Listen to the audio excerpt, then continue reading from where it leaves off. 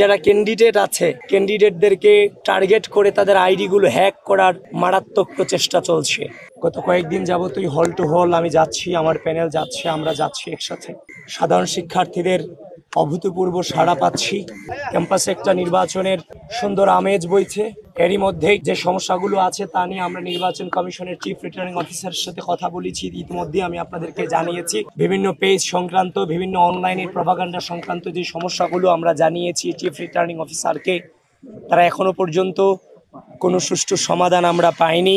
আপনাদের মধ্য দিয়ে আমি অনুরোধ করব, আমরা সেদিন চিফ রিটার্নিং অফিসারের কাছে ঢাকা বিশ্ববিদ্যালয়ের যে পেজগুলো সম্পর্কে আমরা অভিযোগ দিয়ে আসছি, যেগুলোতে অনবরত মিস ইনফরমেশন, ডিসইনফরমেশন ছড়িয়ে বিভিন্ন প্রার্থীদের সম্পর্কে প্রপাগান্ডা ছড়ানো হচ্ছে, এই সম্পর্কে যে অভিযোগ দিয়ে এসেছি সেটা সম্পর্কে এখনো কোনো সুরাহা আমরা পাইনি।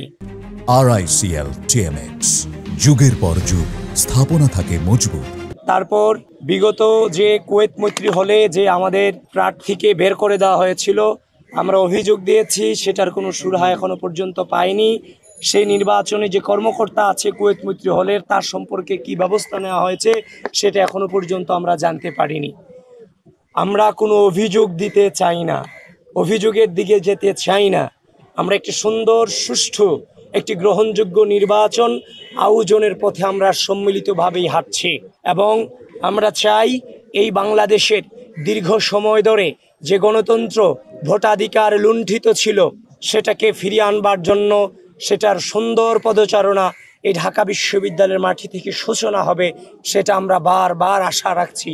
এবং ঢাকা বিশ্ববিদ্যালয়ের স্টুডেন্ট এবং ঢাকা বিশ্ববিদ্যালয়ের যে প্রশাসন, নির্বাচন কমিশন, প্রত্যেককে আমরা আহ্বান করছি সুন্দর সুষ্ঠু পরিবেশ বজায় রাখবার জন্য। আপনারা ইতিমধ্যেই জেনে থাকবেন যে আমাদের বিভিন্ন যারা ক্যান্ডিডেট আছে ক্যান্ডিডেটদেরকে টার্গেট করে তাদের আইডিগুলো হ্যাক করার মারাত্মক প্রচেষ্টা চলছে। অলরেডি আমাদের আন্তর্জাতিক বিষয়ক যে সম্পাদক আমার প্যানেলের মেহেদি হাসানের আইডি হ্যাক করা হয়েছে। মুক্তিযুদ্ধ গণতান্ত্রিক আন্দোলন বিষয়ক যে সম্পাদক আরিফুল ইসলাম, তার আইডিও একই রাতে, মেহেদির আইডি যে রাতে হ্যাক করা হয়েছে, ঠিক একই রাতে আরিফুল ইসলামের আইডিও হ্যাক করার অপচেষ্টা চালানো হয়েছে। সেটার প্রমাণও আমাদের কাছে আছে। সুতরাং আমরা আশঙ্কা করছি নির্বাচন যত ঘনিয়ে আসছে ততটাই প্রার্থীদেরকে রাজনৈতিকভাবে মোকাবেলা করতে ব্যর্থ হয়ে তাদের সম্পর্কে অনলাইনে মিস ইনফরমেশন, ডিসইনফরমেশন ছড়ানোর নানান ধরনের অপচেষ্টা চলছে, এটাও কিন্তু আমাদের কানে আসছে। আর যেটারই প্রাথমিক প্রমাণ আমরা পেলাম, আমাদের দুজন ক্যান্ডিডেটের একজনের আইডি হ্যাক করা হলো আর আরেকজনের আইডি হ্যাক করার অপচেষ্টা চালানো হলো। এজন্য ঢাকা বিশ্ববিদ্যালয়ের শিক্ষার্থীদের কাছে করজোরে নিবেদন করছি, কোনো প্রকার প্রপাগান্ডাতে আপনারা গা ভাসাবেন না। আপনারা যথেষ্ট ম্যাচিউরড, এই প্রাচ্যের অক্সফোর্ড খ্যাত ঢাকা বিশ্ববিদ্যালয়ের স্টুডেন্ট, আপনারা অবশ্যই যে ঘটনায় ঘটুক না কেন তার পুঙ্খানুপুঙ্খভাবে বিচার বিশ্লেষণের মধ্য দিয়ে আপনারা সেটাকে যাচাই বাছাই করে গ্রহণ করবেন অথবা সেটাকে ডিনাই করবেন। আমরা সত্যিকার অর্থে এই দীর্ঘ দুঃশাসনকে মোকাবেলা করে রাজপথে ছিলাম। অনলাইনে বসে বসে, ঘরে বসে বসে গুপ্ত অবস্থায় থেকে এই যে misinformation, disinformation, bot IT create, এই ধরনের টেন্ডেন্সিতে আসলে আমরা ছিলাম না।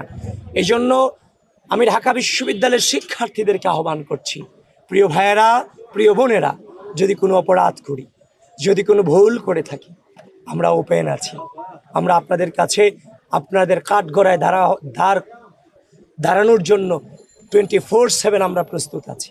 কিন্তু যে কোনো একটা ঘটনা যেটা মিথ্যা, যেগুলোর কোনো ভিত্তি নাই, এগুলো আমাদের উপর চাপিয়ে অনলাইনে যেই ধরনের প্রপাগান্ডা ছড়ানোর চেষ্টা করা হয়, প্রিয় ঢাকা বিশ্ববিদ্যালয়ের শিক্ষার্থীবৃন্দ, আমরা এই জিনিসগুলো আপনাদের হাতেই ছেড়ে দিলাম।